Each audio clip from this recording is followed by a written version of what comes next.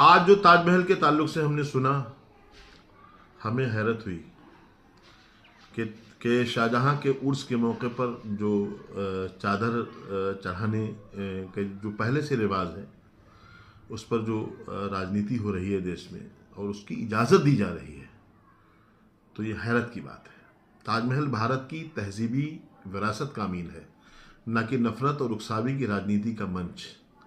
शाहजहां का उर्स कोई नई परंपरा नहीं, बल्कि सदियों से चली आ रही एक रूहानी और संस्कृति रस्म है, जिसे आज तक कानून, प्रशासन और इतिहास तीनों ने स्वीकार किया है।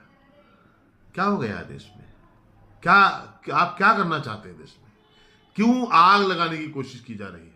क्यों ताजमहल को हिंदू मुसलमानों में बांटने की कोशिश की जा रही है? भाई वो शाहजहां का उर्स आज से नहीं हो रहा है, सदियों से होता हुआ आ रहा है। क्यों आपको परेशानी हो रही है इससे?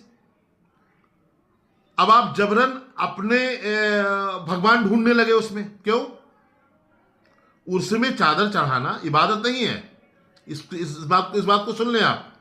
हम फातिहा पढ़ते हैं, न्यास करते हैं, मज़ारात औलिया पर हाजिरी देते हैं, ये इबादत नहीं है। इबादत हम सिर्फ अल्लाह की करते हैं। ये एक ऐतिहासिक शख्सियत को याद करने का अदबी और तहजीबी तरीका है। इस पर आपत्ति जताना क्या कहलाता है? भारत की जो साझा संस्कृति है, उस पर आपत्ति जताने के बराबर है ये।